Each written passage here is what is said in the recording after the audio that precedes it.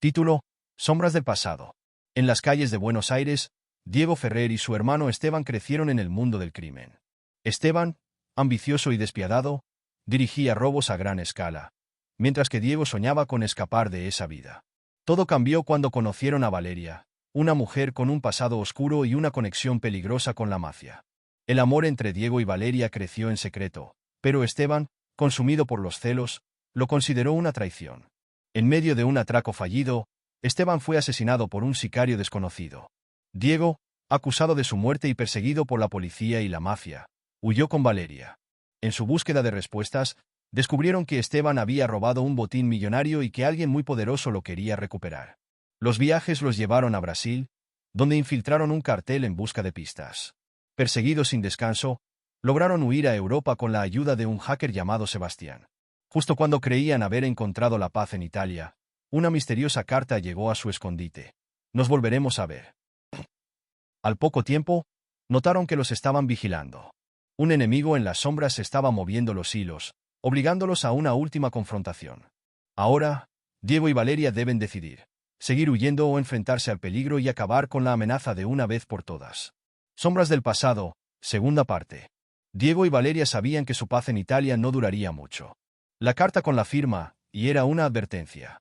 Alguien los estaba buscando, alguien con poder y recursos suficientes para encontrarlos en cualquier parte del mundo.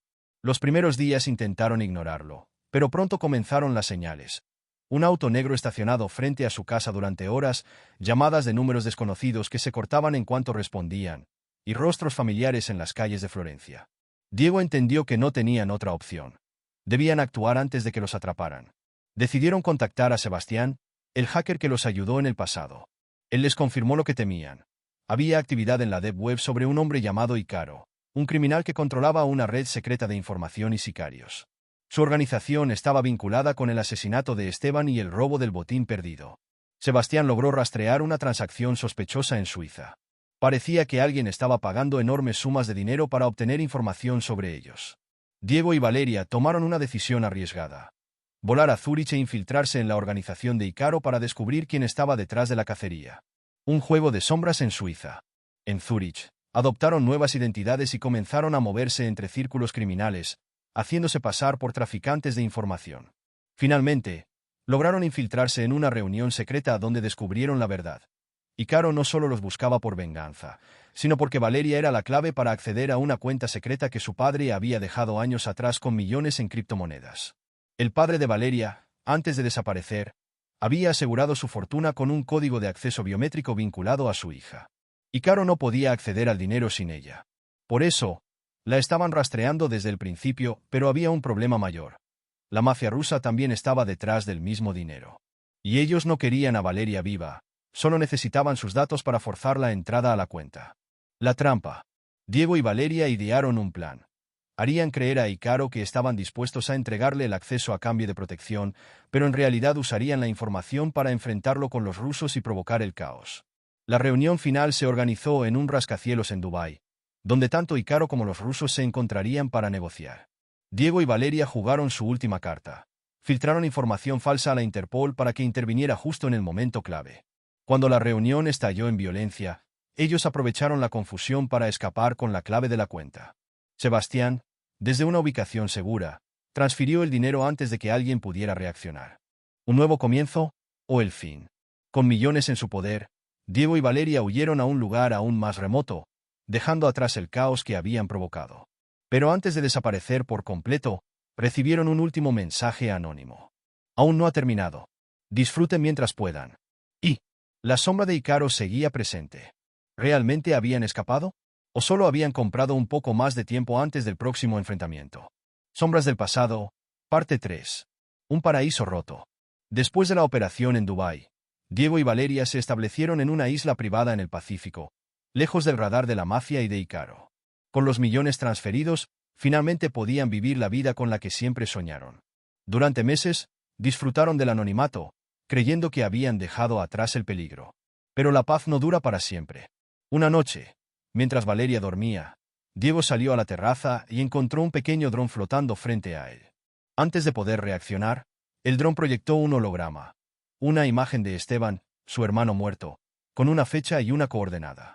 Las coordenadas apuntaban a un lugar en Colombia. La fecha era en 3 días.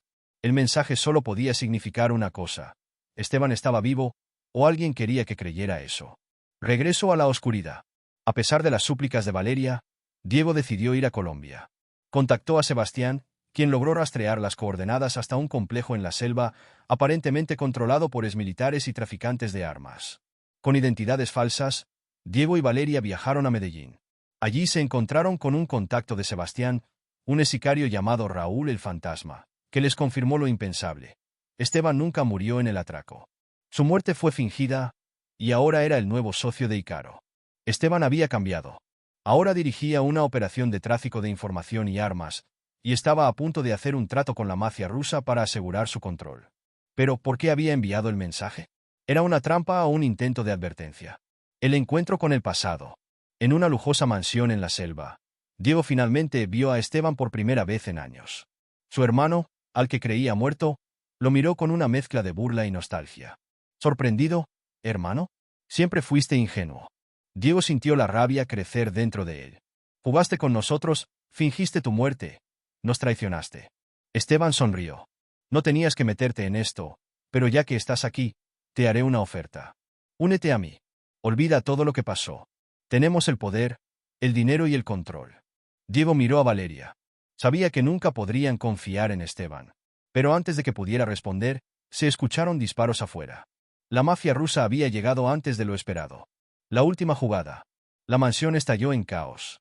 Diego, Valeria y Raúl se abrieron paso entre los disparos mientras Esteban intentaba escapar con Icaro. Sin embargo, en medio del fuego cruzado, un francotirador eliminó a Icaro de un disparo preciso. Esteban miró el cuerpo sin vida de su socio y entendió que estaba perdido. «No puedes escapar de esto, hermano», dijo Diego, apuntándole con un arma. Esteban sonrió una última vez. «Nos vemos en el infierno». Antes de que Diego pudiera reaccionar, Esteban activó una granada. La explosión destrozó la mansión mientras Diego y Valeria apenas lograban escapar. Sebastián los sacó del país antes de que la policía llegara.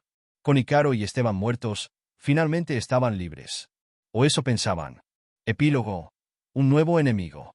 Meses después, en una cabaña en Noruega, Diego y Valeria intentaban llevar una vida normal. Pero un sobre llegó a su puerta. Dentro había una simple nota: «Siempre hay alguien más. Prepárense. C». La historia aún no había terminado. Sombras del pasado, parte 4. El rostro de la oscuridad. Diego y Valeria estaban sentados frente a la chimenea. El crujir de la madera era lo único que rompía el silencio. La carta de C había llegado hace una semana, pero no habían hablado mucho al respecto. Sabían que, aunque pareciera imposible, sus enemigos nunca se rendirían. El frío de Noruega les envolvía, pero ni siquiera el paisaje nevado podía ocultar el calor de la amenaza que se cernía sobre ellos. La paz era solo una ilusión momentánea. «¿Y si realmente hemos terminado con todo esto?», dijo Valeria, con los ojos fijos en el fuego. Diego negó con la cabeza. «Lo que hemos vivido hasta ahora no es algo que se olvide tan fácilmente.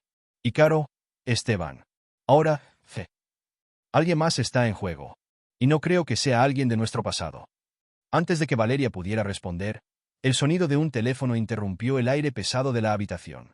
Sebastián estaba al otro lado de la línea. «Diego, Valeria, tenemos un problema».